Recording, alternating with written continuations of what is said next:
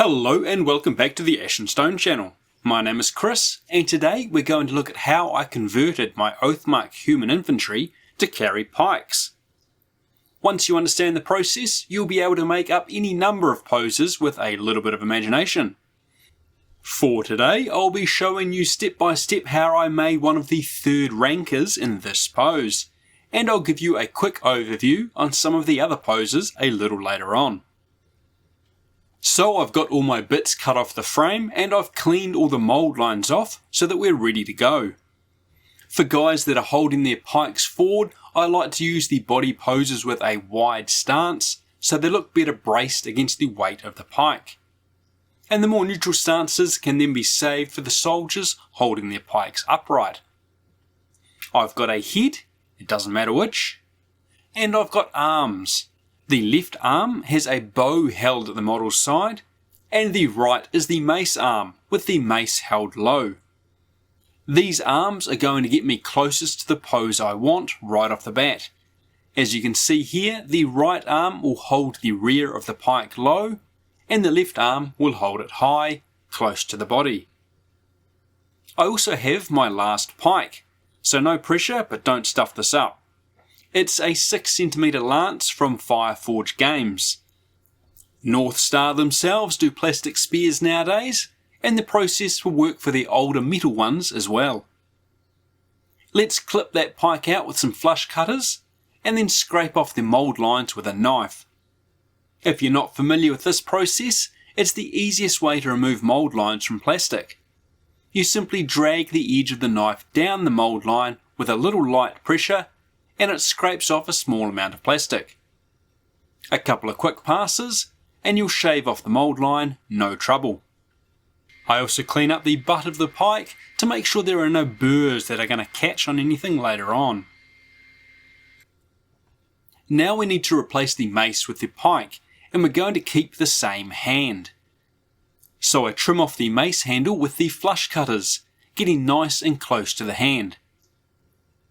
The flush cutters have a single bevel on the jaws going to a nice flat edge on one side, as opposed to a standard set of cutters which have two bevels.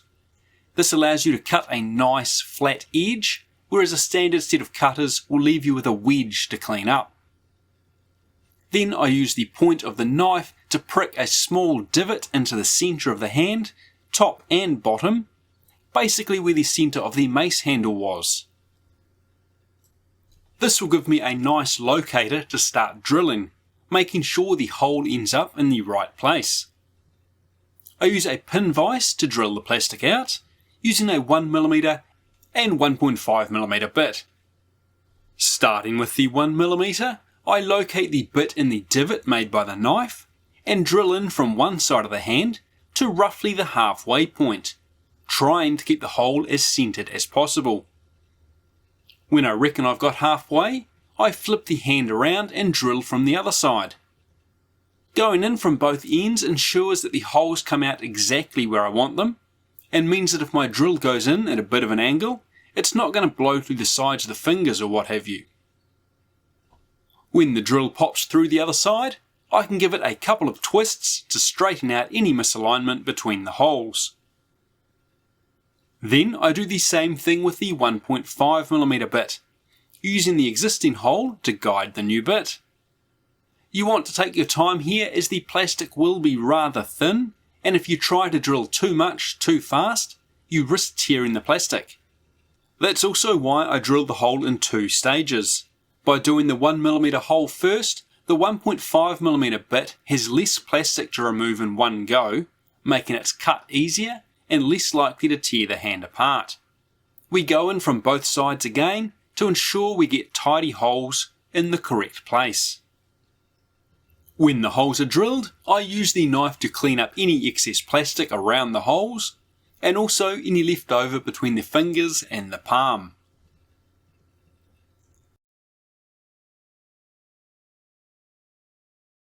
This process is repeated on the left hand. I like to use the bow hands rather than the shield hands in this pose, despite them being almost identical, because there's a little extra meat in the fist of the bow hand. You'll get a 1.5mm hole through the shield hand, but there is a lot less room for error. When both hands are done, I slide the left hand onto the shaft of the pike. It is tight. You want to be careful but firm. If you are too rough, you may burst the hand, but it should go on without too much trouble. Make sure you get the hand around the right way, depending on the pose you're after. When the hand is on the shaft, I can cut it off at the wrist with my razor saw. You can butt the saw up against the edge of the bracer, as it's the perfect guide.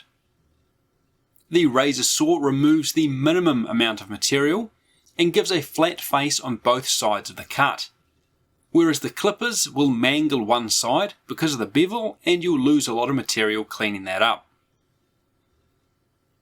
I like to have the hand slid onto the shaft for this, as it keeps things steady and I'm much less likely to lose it. When the left hand is done, I slide it up the shaft and repeat the process with the right hand.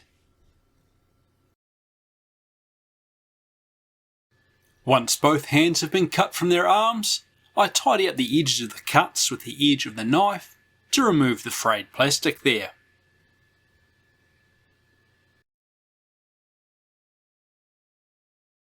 I can then glue the arms to the body in the rough position I want them to end up in. I use Tamiya extra thin cement for this. It's enough to grab the plastic and hold it in place, but it allows you to reposition the arm without too much trouble for a couple of minutes before it sets. Because it's so thin, it wicks into the joints between parts, so that when you're happy, you apply a little more to the join, it sucks it up, and it makes the bond solid. With the arms in rough place, I can adjust the positioning of the hands. They can be slid along and rotated around the shaft to align them with the arms. It's worth taking a little time now to fiddle around with them, as it's easiest done before you start adding glue to the mix.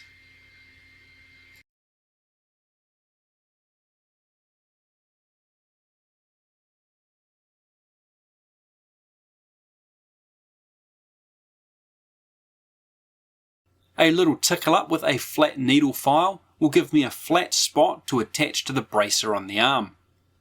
A flat spot is better than a corner for the join because it will give the glue more surface area to bite.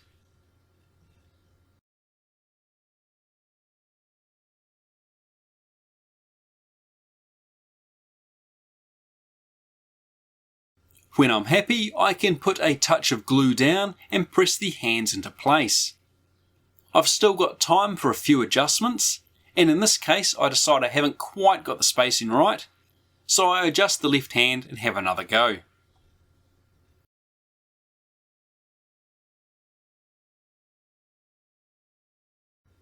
There will of course be gaps that need to be filled. In this case I use a little sprue goo. I wouldn't necessarily recommend it. Sprue goo, for those who are unaware, is a mix of plastic, cement and plastic. When your glue is nearly empty, you bung a bunch of chopped up pieces of the frame or sprue in there, and it dissolves and becomes a thick paste. This paste can be painted onto your plastic model, and when it dries, it basically turns into solid plastic. Fantastic for filling gaps between pieces, like wolf or horse bodies. Probably not the right solution here. But nevertheless, I didn't want to crack the putty out, so I blob it between the gaps, with the intention of carving it back into shape with a knife when it dries. Finally, the head goes on, and the model can be put aside while the glue firms up. I come back an hour later, once the glue in the joints has dried, and glue the model onto one of my custom 3D printed bases. They have a recess in the top to accommodate the puddle base on the miniature, and room on the bottom for a magnet. If these are of any use to you, you can find a link to the free files in the video description. Because it is 3D printed resin, I use super glue to attach the model. I also note the sprue goo has shrunk as the solvent has evaporated, so I blob on another layer. Should I just use putty? Here I am a full day later and the sprue goo has finally dried and I'm able to carve it back into shape with a knife. Just like removing mould lines, the bulk of the work is done by scraping the knife along the plastic. It's slightly softer than the injected plastic of the model, so it pays to be a little more careful, but ultimately it's just scraped into shape, removing any odd bump and evening things out. At the end of the day it worked, but as a relatively low effort solution when compared to mixing up some putty, it took way longer than it had any need to, and by the time it was all cleaned up, it was not worth it. The final step before painting is to fill in the remaining recess in the base, and that's done with a little ready mix filler. I smear it into place with a broad sculpting putty knife, pressing it in and evening it up with the edge of the base and the puddle on the miniature. This is the easiest solution I've found to getting the top of the base flat when working with puddle bases. Previously I've trimmed them off with the flush cutters, but this is working for me now. Then he can be put aside to dry for an hour or so before painting. Let's go through some of these other poses to give you an idea of the arms used. For arms thrusting forward, the right arm is the spear arm, though the hand used is from the one next to it, and the left arm is one of the bow arms. This one uses the bow arm again on the left, and it uses one of the drawn arrow arms on the right, though with that angled spear hand once again. This guy with his pike withdrawn is using one of the angled bow arms on the left, and he uses the axe arm on the right. Finally, let's have a look at one of these guys shouldering their pike. For the right arm, I use the mace arm, and I drilled into the palm of the hand where it's holding the mace shaft, so that the fingers will cup the bottom of the pike. For painting the models, I use the same process I covered in my Human Infantry painting guide. There'll be a link for that around here somewhere. And here's the unit all together.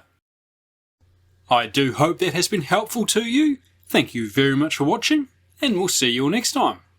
Cheers!